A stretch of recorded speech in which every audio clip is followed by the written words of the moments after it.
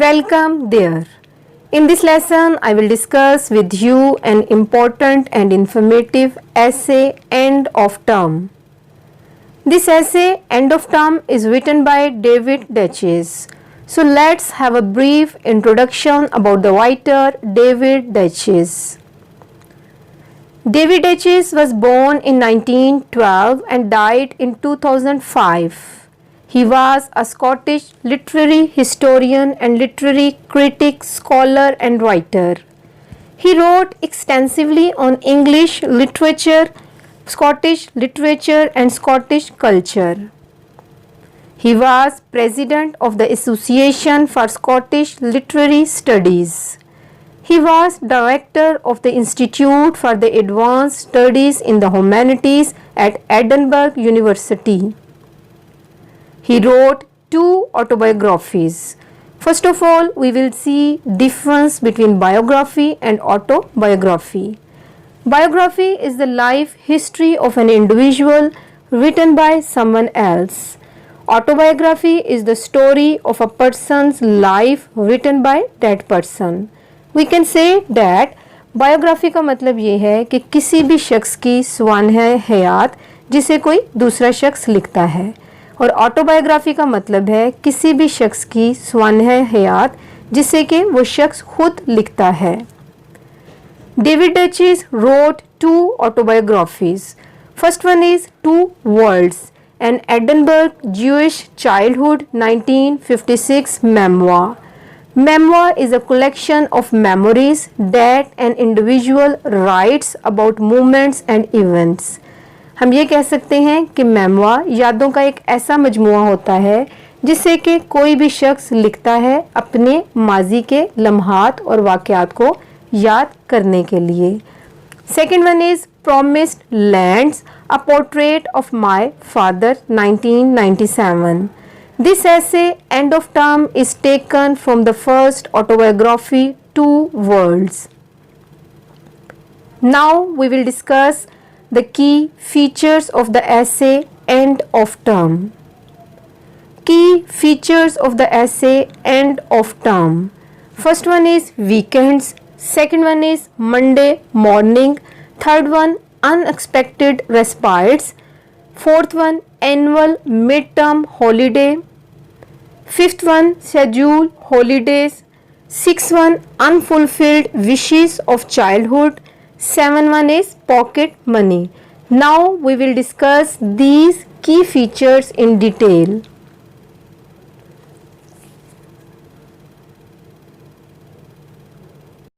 Weekends.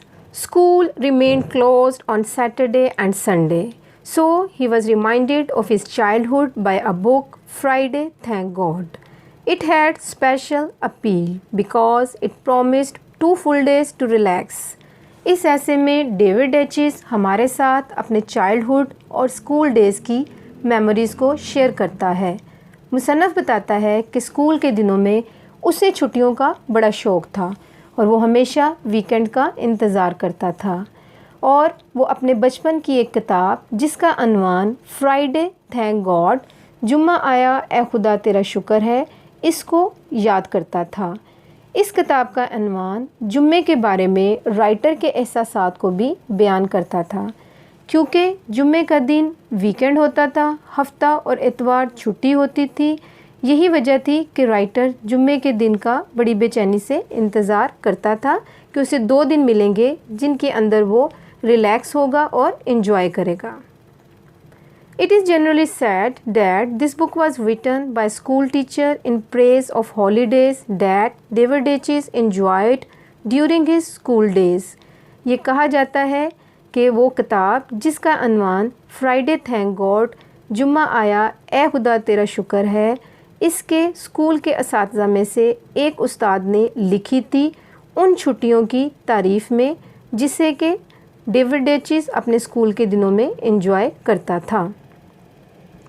Reasons for waiting weekend.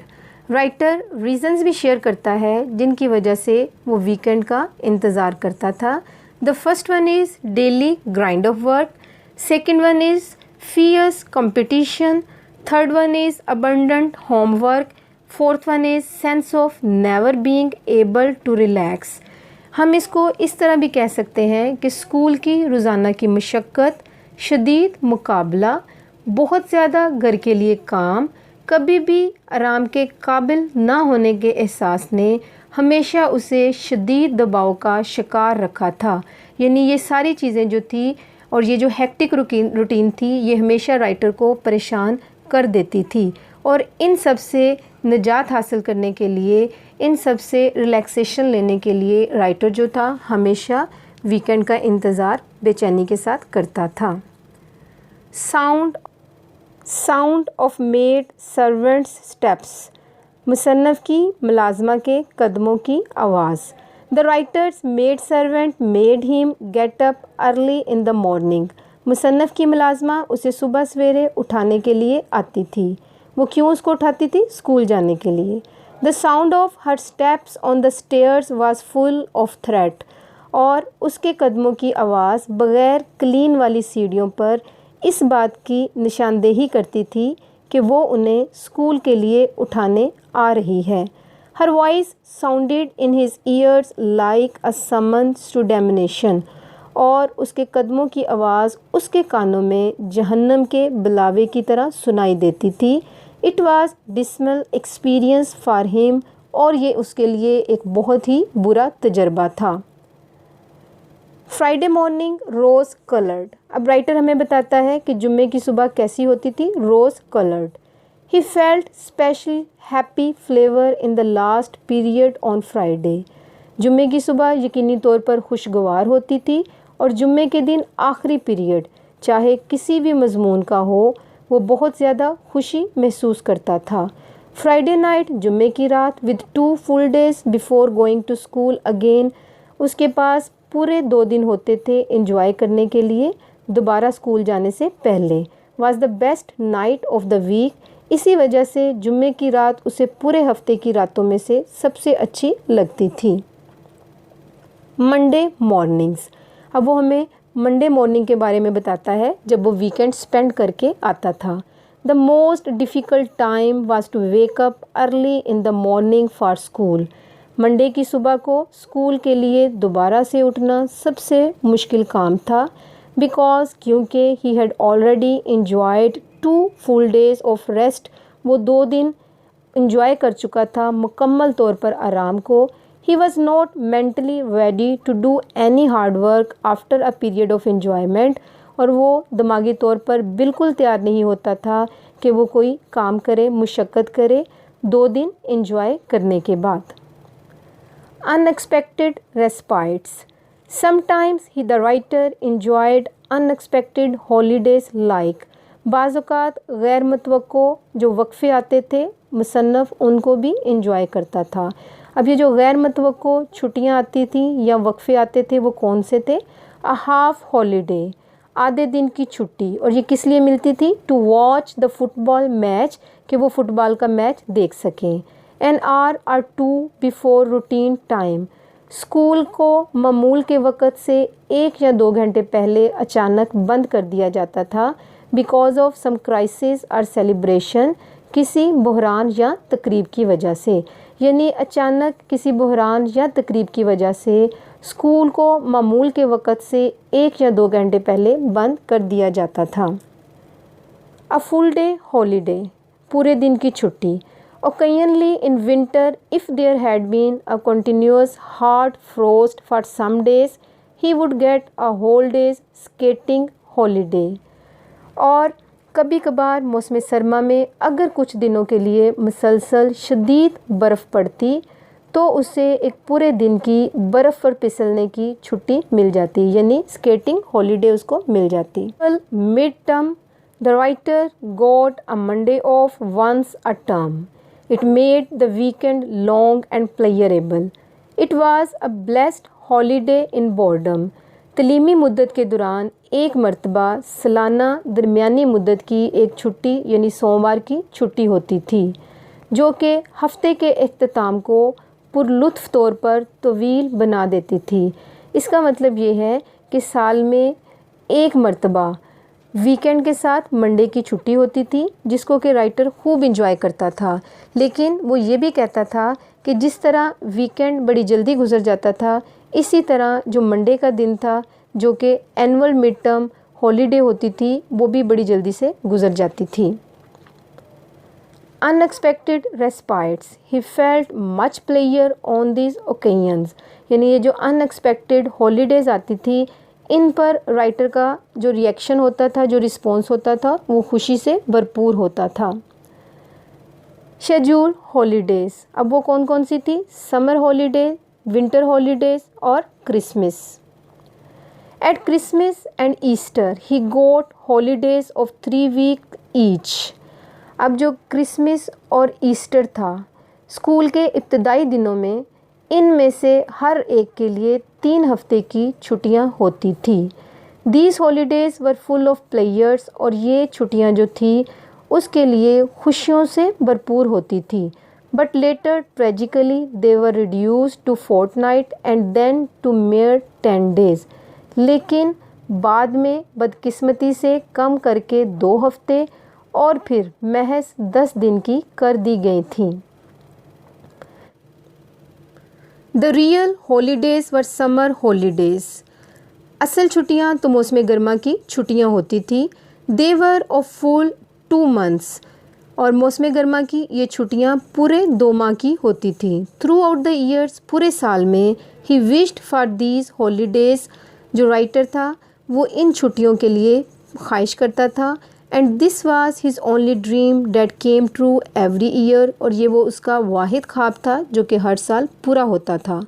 The whole family used to go away from home to enjoy this holidays, और writer और उसकी पूरी family जो थी वो घर से दूर चले जाते थे इन छुट्टियों से लुत्फ़ उठाने के लिए। दो he was brilliant in his school life, अगरचे वो अपने स्कूल में एक ज़हीन तालिब इल्म था, अपनी क्लास के काम से हमेशा लुत्फ़अंदोज़ होता था। ही ऑलवेज़ लॉन्ग्ड फॉर हॉलीडेज़, लेकिन फिर भी हमेशा वो छुट्टियों की ख्वाहिश करता था। Unfulfilled wishes of childhood, David aches rights, अब राइटर लिखता है, wishes do not come true in this life, कि उसकी ज़िंदगी में ख्वाहिशात कभी पूरी नहीं हुई थी।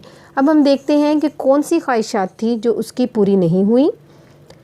All his early childhood he longed for a tricycle and then a bicycle. His wishes to buy a tricycle or bicycle could not get materialized during his childhood. उसके बचपन में 3 पहियों वाली साइकिल की उसकी ख्वाहिश शदीद थी, जिसकी उसके वालिदैन इस्तात नहीं रखते थे कि वो पूरा कर सकें, और बाद में उसकी 3 पहियों वाली ख्वाहिश जो थी वो बाइसाइकिल की ख्वाहिश में तब्दील हो गई। He bought his first bicycle at the age of 21 with the prize money he had won at Edinburgh University, और उसने अपनी पहली बाइसाइकिल 21 साल की उम्र में उस अनामी रकम से ख़रीदी जो उसने एडनबर्ग यूनिवर्सिटी से जीती थी। Many times he wished to buy some sweets or ice cream but he could not do so. फिर मुसन्नफ़ हमें बताता है कि अक्सर औक़ात वो मिठाई की दुकान के बाहर खाली जेब के साथ खड़ा रहता था और ख्वाहिश करता था कि वो मिठाई ले सके, लेकिन उसकी ख्वाहिश पूरी नहीं होती थी, क्योंकि अपनी ख्वाहिश को किसी तरह पूरा करने के लिए 1 या 2 सिक्कों की उसे तमन्ना होती थी जो कि उसके पास नहीं होते थे, या वो आइसक्रीम की रेडी के गिर्द जमा हजूम के बाहर की तरफ खड़ा रहता और सोचता कि शायद आइसक्रीम वाला मौजज़ाती तौर पर मुतासर होकर उससे मुफ्त में आइसक्रीम दे दे, लेकिन ऐसा कभी भी नहीं होता था। फुलफिल्ड विशेज़ ऑफ चाइल्डहुड, अब ऐसा नहीं था कि राइटर की सारी विशेज़ अनफुलफिल्ड थी, उसकी कुछ विशेज़ ऐसी थी जो फुलफिल्ड थी। अब वो कौन सी थी? विश फॉर समर हॉलीडेज़, यानी जो मौसम गर्मा की छुट्टियों के लिए वो ख्वाहिश करता था वो पूरी होती थी। A period of permanent enjoyment, और उसकी ख्वाहिश होती थी कि वो इन छुट्टियों से लुत्फ़ उठाए, और वो हकीकी मायनों में इन छुट्टियों से लुत्फ़ उठाता था अपनी फैमिली के साथ। End of the school year, और स्कूल का थका देने वाला साल ज़रूर ख़त्म होता था।